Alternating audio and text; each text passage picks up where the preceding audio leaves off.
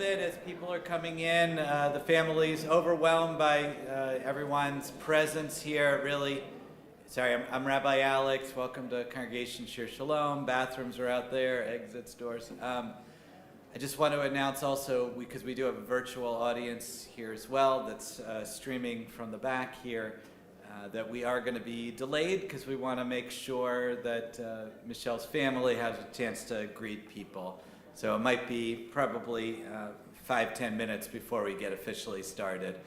If you need anything, I'm over here. Cantor Frank is here. And we're honored to host the celebration of Michelle's life today. But we're going to be delayed by, as you can see, we're running out of seats. Actually, I would encourage you, if you're kind of on the end, if you're able to move down, let's make sure, because we're almost going to be at full capacity, I think.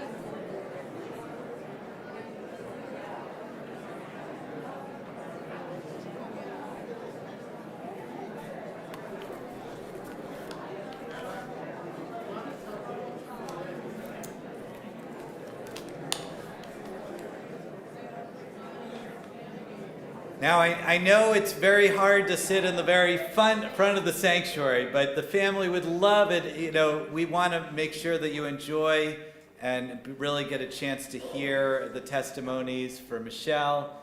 So we do have about 20 seats here in the front, and we are setting some other seats. So if you want to stand, I completely understand. I'm a stander. If I'm in a room like this, I'd probably rather stand in the back. So I appreciate it, but if you do want to sit, there are plenty of seats over here. So we'll let people come in. If there's anyone else that would like to seat, we're bringing some more seats in.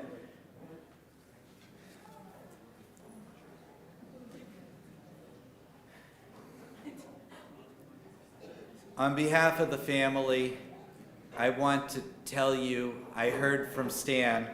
Stan said, I think there's about 150 people coming. We didn't know that he meant 300 people coming. And I can tell by the way your eyes are watering just great gratitude. Michelle touched so many lives here in the area. So many people that so many of us knew her in so many different capacities. Some of us here, family, close friends, but the extended community as well. I think our gathering today is important. It's important to celebrate, which is what we will do today in the way that Michelle would want us to celebrate the life of someone who loved life so truly, embraced it, lived every day to the fullest, knew who the people she loved, told the people that she loved, and made a huge difference in our Western New York community and also in the greater world. We gather today in a way we did not expect. For those of us, when we got the news of Michelle's passing several weeks ago, we probably were caught off guard. Like myself, I feel like I had to stop the car. I think I got notice while I was driving, and I couldn't believe it. Just to know this person with so much life could suddenly be gone. To stand, I can't imagine what that's like to be present with her in your most beautiful place in Aruba, and what she loved to do. You saw the pictures of her zip lining out there and beaches. She was truly living life, and for it to go so quickly, I think it's also a reminder to all of us how sacred life is, how precious, and how little we know about why these things happen or how quickly it can happen. And Michelle was a teacher from the moment she was born till she died. She taught us how to live a life well lived. So I'm Rabbi Alex. This is Congregation Shir Shalom. Those of you who've never been here, this is her community, and we're grateful to be able to honor her. Those of you joining from the virtual realm, we're honored to have you as well. To Mickey, what can I tell you? I don't know. You are so strong that a mother would lose both of her children. There's no deeper tragedy, but you have such a wonderful family around you. To you, the extended family, you who loved Michelle, Shelley so deeply, I don't know what to say. There's no words. There's nothing that I learn in my tradition and my rabbinic training that helps in this moment. The only thing we can do is help each other. It's said that when you celebrate together, we double our sense of happiness. Each joy that we share doubles it. And when we have a loss, it takes away 1/60th of the sadness. And the rabbis asked, well, if it takes away 1/60th, all we need is 60 people together in a room and we won't be sad. They say it cuts down 1/60th and then 1/60th and 1/60th. You can never fully remove the tears. We're going to turn, as we always do, to the Psalms and to teachings in order to bring a measure of comfort, to be able to mourn Michelle in the same way that her relatives and the relatives before were mourned. So we'll bring a little bit of that tradition in. But I want to begin with words that many of you heard on the way in. She not only designed almost, which is unbelievable given how quickly she passed without knowing it would happen. She actually designed our service today down to the music that you heard when you came in. So you might have heard a loop of 3 different songs that she specifically asked for, which is unbelievable. I don't have many people that are as, Cantor, we don't have many people like this that are as well prepared, that they picked out not only the song, but who should be the singer of the song. So it wasn't only Leonard Cohen's Hallelujah, but it was specifically which version of that. And I wanted to read from Louis Armstrong's The Beautiful, What a Wonderful World, that many of you heard coming in. I think that captures how Michelle saw the world. I see trees of green, red roses too. I see them bloom for me and you. And I think to myself, what a wonderful world. I see skies of blue and clouds of white, the bright, blessed days, the dark, sacred night. The colors of the rainbow, so pretty in the sky, are also on the faces of people going by. I see friends shaking hands, saying, "How do you do?" They're really saying, "I love you." I hear babies cry.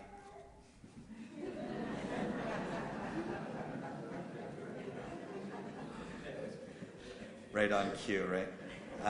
I watch them grow. They'll learn much more than I'll ever know.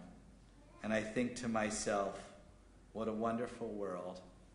Yes, I think to myself, what a wonderful world.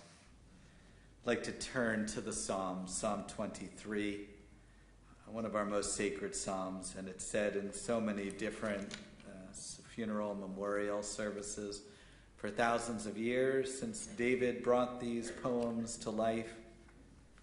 They really speak to us, and they speak, this one, Psalm 23, speaks about the people that we walk through the valley of the shadow of death, those people with strength and honor who help us in these terrible times. When those people leave, we think, where will we be? And then someone else steps up, and we realize we have to go through the shadow of death together, in spite of knowing that we're all mere mortals here in this room and in this world. Join with me. I'm just going to read it in the King James if you're familiar. The Lord is my shepherd, I shall not want. He maketh me to lie down in green pastures. He leadeth me beside the still waters. He restoreth my soul. He guideth me in straight paths for his name's sake. Yea, though I walk through the valley of the shadow of death, I will fear no evil, for thou art with me. Thy rod and thy staff, they comfort me. Thou preparest a table before me in the presence of mine enemies. Thou hast anointed my head with oil. My cup runneth over. Surely goodness and mercy shall follow me all the days of my life, and I shall dwell in the house of the Lord forever. It's impossible to put into words what's in our hearts right now, but we're going to begin the journey. We begin right after someone's died. We begin to reconstruct their life, remember the fullness, remember how grateful we are. I think gratitude is, I'm sure, what will come through the most today, how grateful we are just to have known Michelle, to have that very unique spirit in this world. We're going to have a chance for family and friends to share a few words, and I would encourage you from this moment on, continue to share stories. The stories are a little gift that we can share and continue to teach about Michelle's life. We're going to begin with Stan, who loved her so much, to share some words with us. And we do have tissues. Okay, good. I need them.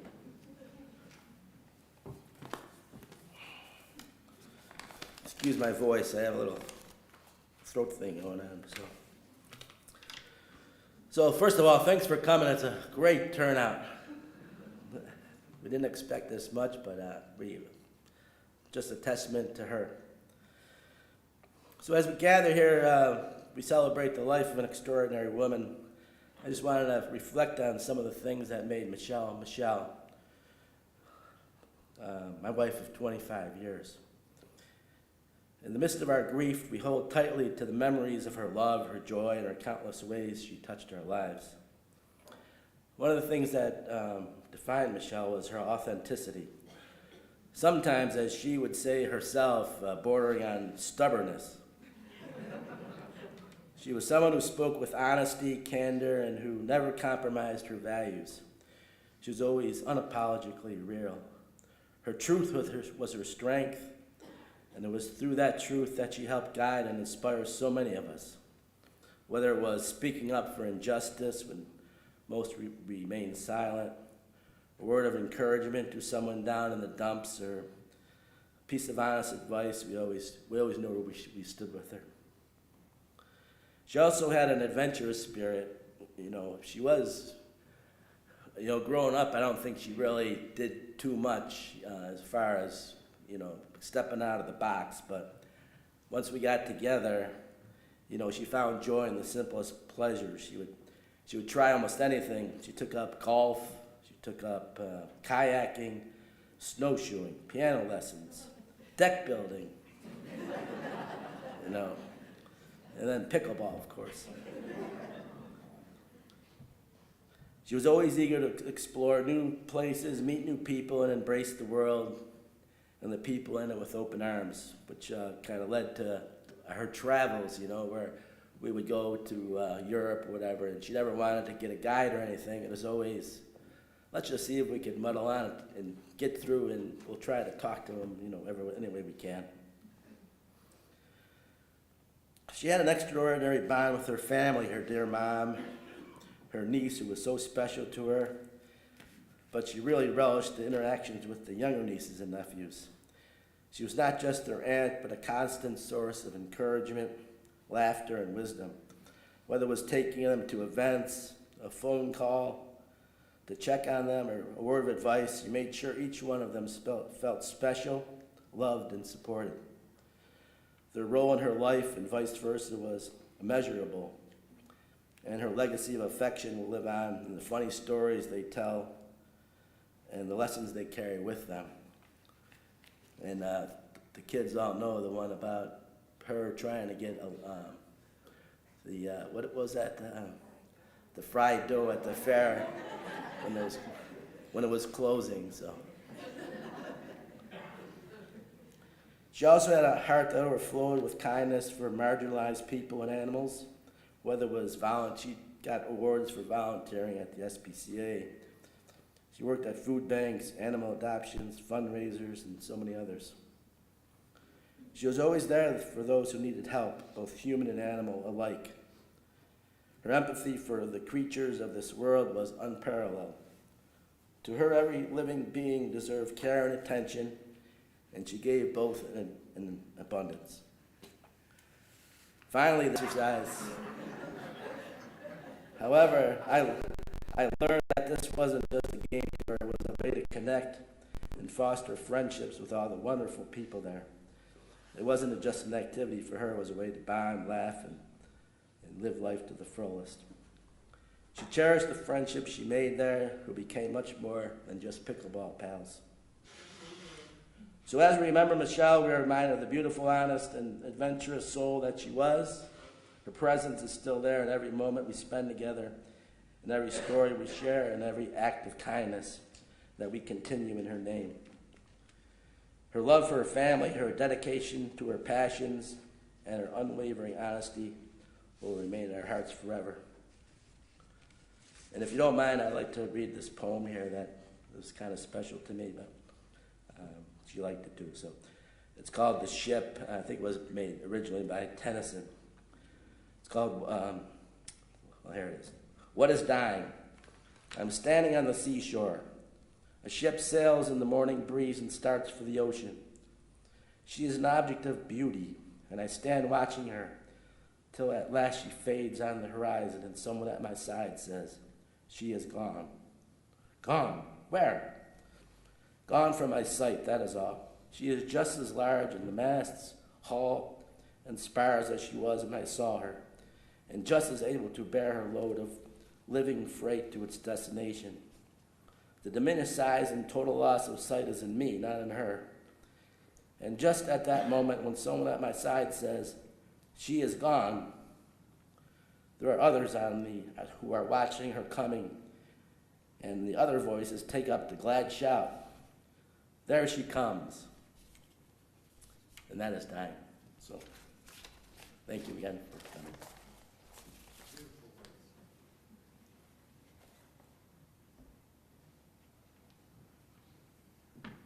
Thank you, Stan.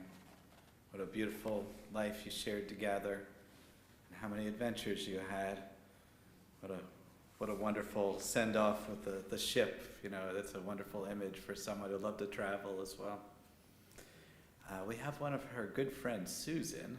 Susan Gowinski. Do we have Susan there? Thank you.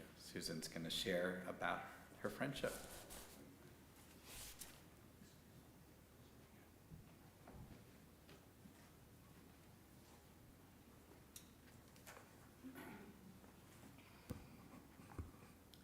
When I came to pickleball at the Y for the first time about a year ago, I never imagined that I would become friends with so many incredible people.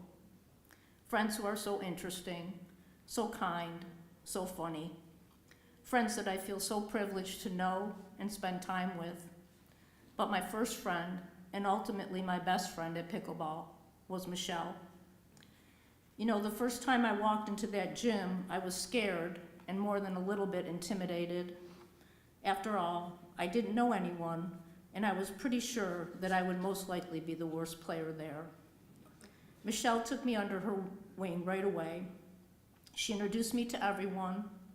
She made me feel welcome and included, just like I watched her do with every new player to come to our court over the past year.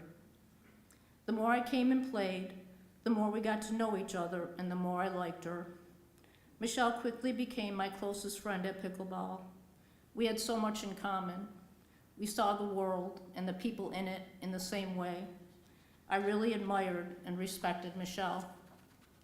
Soon our friendship expanded beyond the pickleball court. I remember our first date. We went to the Erie County Fair and saw a concert, and Stan, we did have fried dough before we left. We had a great time. But the thing that I remember most about that night occurred while we were walking to our parking lot to leave. We saw a woman with a baby in a carriage and a little girl beside her. The woman looked visibly upset and the little girl was crying. Michelle stopped and asked the woman if she was okay. She told us that she'd been looking for her car for a very long time and couldn't find it. Michelle immediately said, "Come on, you guys, we're gonna get into my car and we'll drive around until we find your car." Well, it took us quite a while to find the car, and the whole time, Michelle was talking and even joking with them, and soon had everyone calm. We finally did find their car, and they were very grateful. You know, I often look back at that night, and I think to myself, if Michelle wasn't there, would I have stopped and helped? I hope that I would have, but I honestly can't say for sure. You see, that's what I most loved and admired about Michelle. She always, always did the right thing. Over the course of our friendship, I witnessed it time and time again. I saw her helping people in need. I saw her comforting people who needed comforting. I saw her stand up to bullies. One time, right after a pickleball game, we were all sitting waiting for our turn to play when a man sitting right between us made an incredibly racist remark about another player. Well, I just sat there and cringed and said nothing, but not Michelle. she let him have it.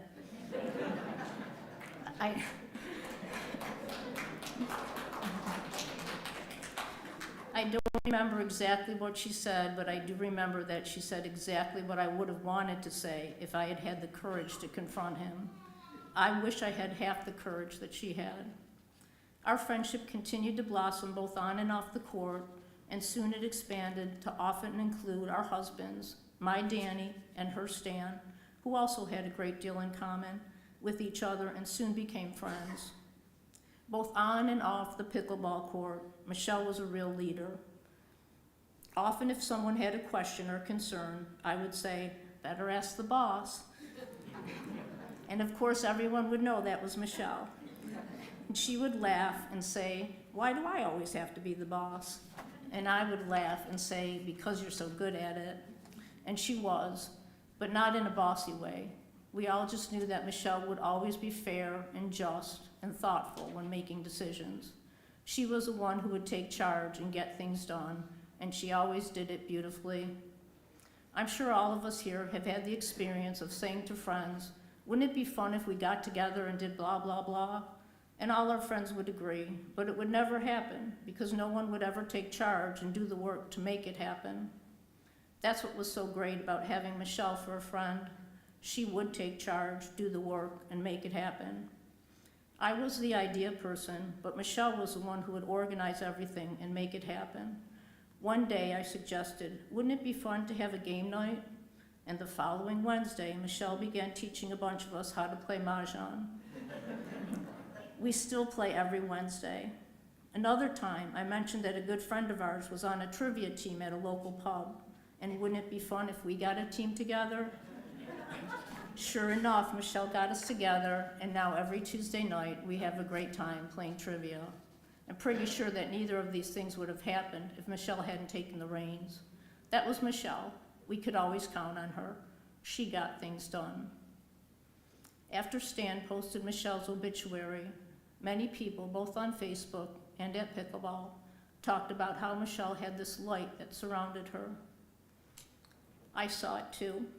And I really believe that it represented all the special traits that were such an important part of Michelle. That light represented her candor and honesty. It represented her kindness and empathy. It represented her courage. That light represented everything wonderful about our friend. Not a day goes by that I don't think about Michelle. I miss texting her about something funny that I know would make her laugh. I miss getting advice from her when I needed it. She was so thoughtful and always gave the best advice. At Pickleball, I'm always looking over my shoulder, expecting her to walk in at any moment. Just being friends with Michelle made me a better person. Now that she's gone, I'm going to strive to live my life the way Michelle lived hers, with candor and empathy and kindness and courage. I will miss you, my friend. I will miss you terribly. Everyone in this room will miss you. But we can take solace in knowing that there is one part of you, one very important part that we will always have, and that's your light. That beautiful bright light of yours, that light will shine down on all of us who love you forever.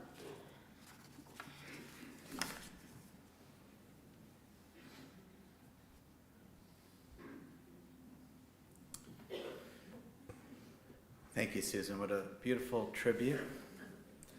Later on, we're, I think, the only religious institution here that has pickleball courts over there. Unfortunately, Michelle never had a chance to play over here. I'd be curious to see what kind of player she was. It looks like we have her group over here. We're going to have a chance to hear now from Sam, her great niece, and someone who was very important in her life.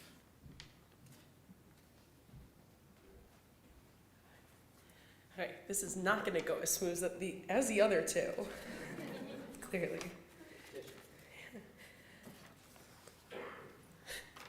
Up here.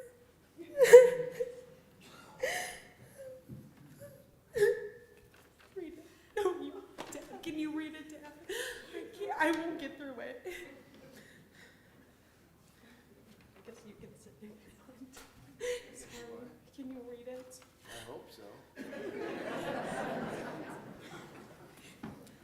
older now. Hi, everyone. I want to thank you for all being here to honor my Aunt Shelley. By the way, these are Sam's words. So for those of you who don't know me, I'm Shelley's great niece, Sam. To each of us, she was something special. A daughter, a friend, an aunt, a sister. Aunt Shelley had a way of making everyone feel seen and valued. She made time to keep up to date on everything you were doing. When she asked how your work was, how your hobbies were going, or how you and your friends were, she genuinely wanted to know.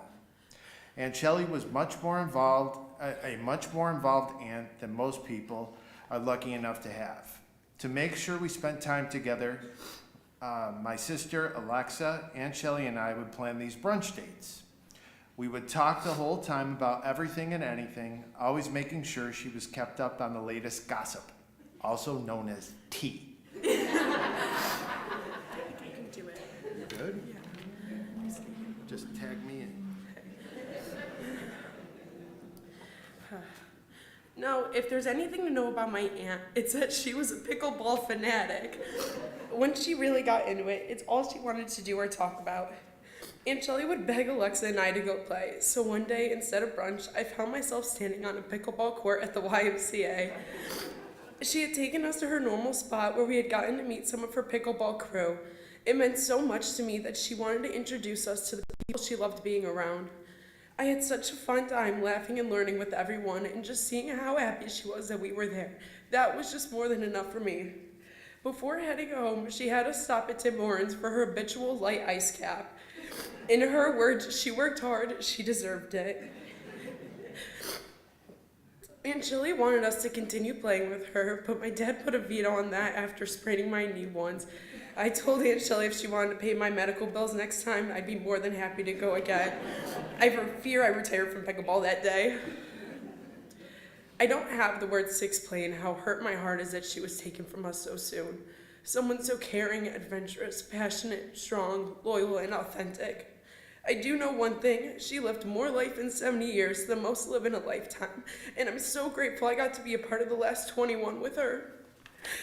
To my Aunt Shelley, thank you for all the memories you gave us to cherish for the rest of our lives. I will miss you terribly, and I'll love you forever and always.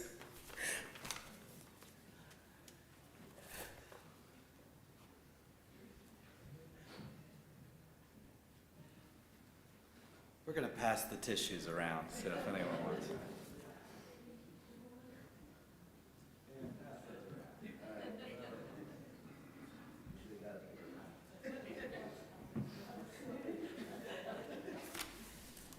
Thank you, Sam and Brian and Alexa. It strikes me it wasn't too long ago we were up here for their bat mitzvahs. They still didn't need the little stool down there. And not too long ago, we were here for Michelle's bat mitzvah as well. Those of you unfamiliar, bat mitzvah is usually when someone turns 13. But Michelle was one of the brave folk who joined a class of adults that did this. And I'm very, very lucky because that's really how I got to know Michelle. She was part of our first class of adult B'nai Mitzvah students. I think we have a couple. Raise your hand if you're among that group. I think Russ is here. Yeah, unfortunately, we've already had a couple of losses in the decades since we had that group. But she was, just like she was described by everyone, the organizer, the strength. You could tell that some people just have a real grounding in this life. They know who they are deeply, they know what their purpose is, and they know how to help others. And Michelle just had that. It was never overly so. Like she would never take up more space than was needed. It was always the right amount of space. She was always someone who was a leader whenever you talked to her. She knew what a wonderful family she had. and how strong they were. And she knew what her role was in the greater community. And we really have heard a testament to that. I had a chance to sit down with Jill and Mickey and Stan a couple weeks ago after her passing. And I got to learn about her greater life. And I want to just share a little bit and reflect on that, as I think it's important that we put a context to all of her years. She was born on September 8th, 1954. She just turned 70 years old, 70 years young.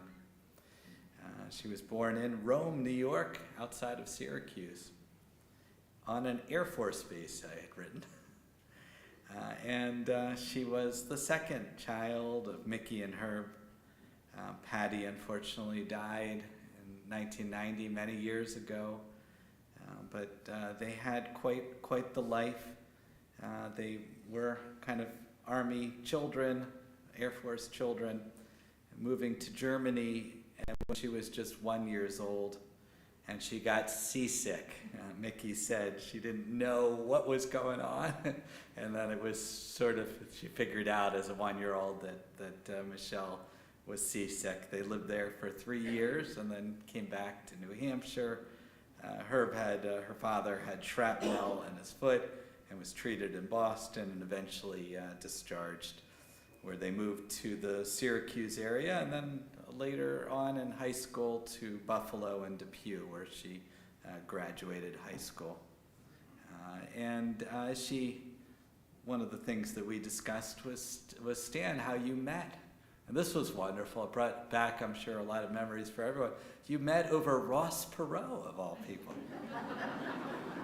They had a shared love of Ross Perot.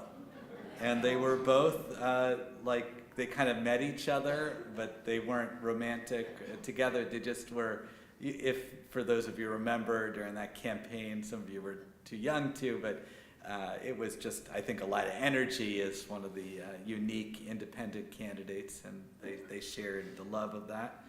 But then it took a classified ad. It feels like out of the far away past, but they answered a classified ad, and it was just sort of like love at first sight, first connection. Stan talked about their shared love of quietness, which I love because I didn't associate Michelle with quietness. But I learned though that what she meant is they both hated small talk. They wanted authenticity, or Michelle will speak to her. She loved deep conversations about what was real. And they carried kind of that interest, as well as their love of travel and so many other things together. They were married in 2000, 25 years together. I wanted to go back to Mickey. You talked about how Michelle knew who she was from her childhood. She had a mind of her own. She was extremely independent, which must have been hard raising her in a way, because she knew. But you just love that about her, and you especially love one of the really hard things today is that she became your caretaker too. So you not only lost a best friend, a caretaker, a daughter, such an important part of your life. Just a few weeks ago, as you were adjusting to all of this, to know that she wouldn't be there to call on when you needed her, that we can really appreciate the deepness of your loss, but your gratitude for all that your daughter was able to give you.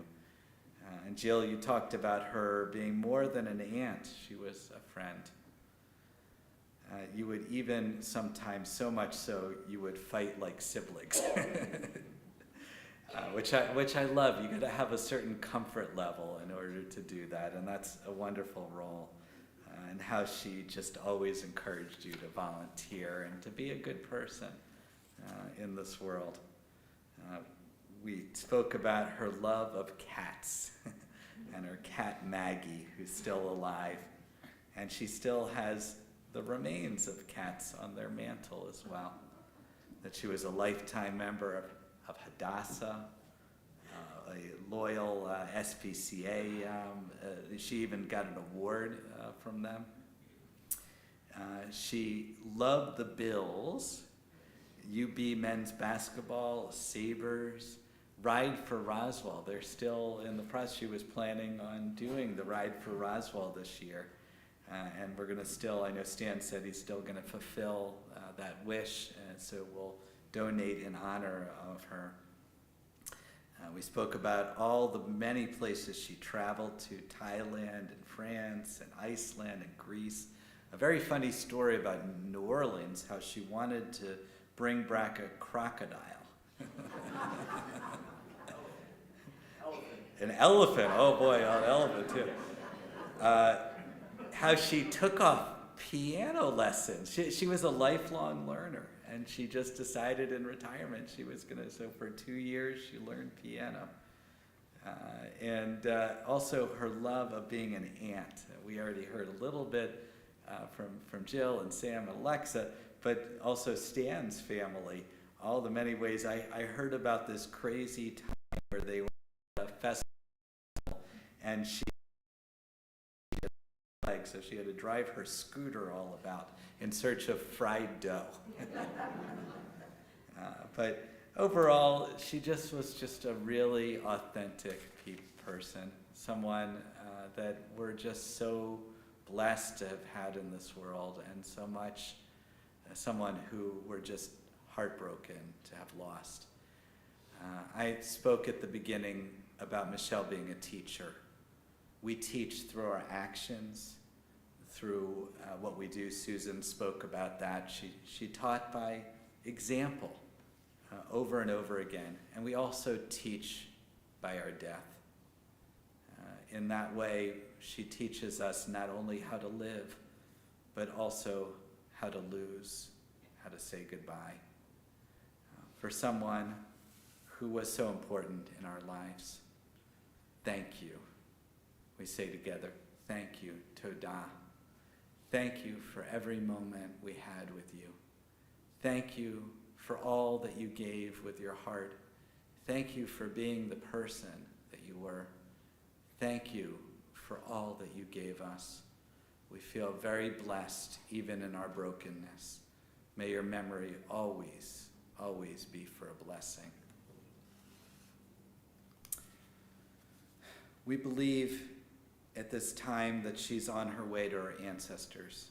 We have a special prayer that nothing is left undone in this world, that she's forgiven anything that was left undone, and she forgives us as well. The prayer we say is El Male Rachamim. It's a prayer for the departed, and we imagine that her soul is finding her way to her sister, or her father, and other relatives. And that should be an easy journey. She should only have pride and love as she moves to the next life. I invite you to rise if you're able for the El Male Rachamim.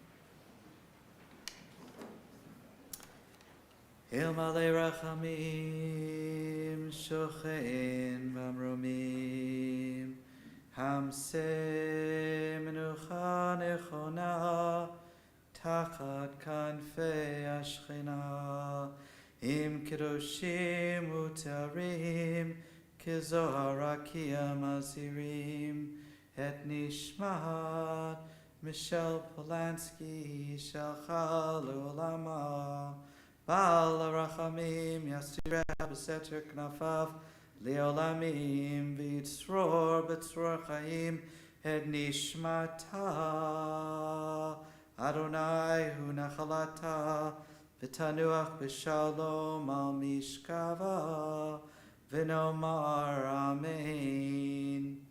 Compassionate God, eternal Spirit of the universe, grant perfect rest in your sheltering presence to the soul of Michelle Polonski, who has entered eternity. O God of mercy, let her find refuge in the shadow of your wings. Let her soul be bound up in the bond of everlasting life. God is her inheritance. May she rest in peace. And we say together, Amen. We turn to the mourner's Kaddish. Mourner's Kaddish is not a prayer about death, it's a prayer about life. We sanctify God's name in honor of a person that's died. We say it now, and we'll continue to say it over the course of the year and subsequent years, as our heart will always be a little heavy with our loss. We sanctify God's name, and we also ask for peace. This is a ritual that goes back about 1,000 years in the Jewish community, so it's been done generation after generation, and we do it proudly for Michelle. There's no melody. If you're familiar, please join along. Yitgadal, Yitkadash, Shemei Rabbah, V'yalma divrach yirtei, V'yamlik malchutei, V'chayechon, V'yamachon, V'chayedachol Beit Yisrael, V'agalav V'zman Kariv Yimru Amen. Yehei Shmei Rabbah Vorach Leolam Olmei Maya. Yitbarak V'yishtabak V'yitpa'ar V'yitramam V'yinaseh V'yitadar V'yitalev V'yitalal Shemei Dekudusha B'rechu Le'elam Min Kol Birchata V'shirata Tush B'chata V'nechamata Damiran V'yalma V'yimru Amen. Yehei Shlomo Rabbah Min Shemaya Chaim Aleinu V'yal Kol Yisrael V'yimru Amen. Oseh Shalom B'imramav Hu Yaseh Shalom Aleinu V'yal Kol Yisrael V'yal Kol Yoshvei Tevel V'yimru Amen. May God grant Michelle's soul peace, our world peace, all of us peace, and we say, Amen. May her memory always be for a blessing. Zikrana Livracha. This concludes our service today. I encourage you to continue to share the stories from Michelle's life, talk about your love, feel the strength to go through this based on the deeds that she shared in our life. And I hope, despite our brokenness, that the feeling that we have is gratitude. Gratitude for having and knowing such an amazing human being. May her memory always, always be for a blessing. Thank you for being here. It meant something for you to be here. Take care.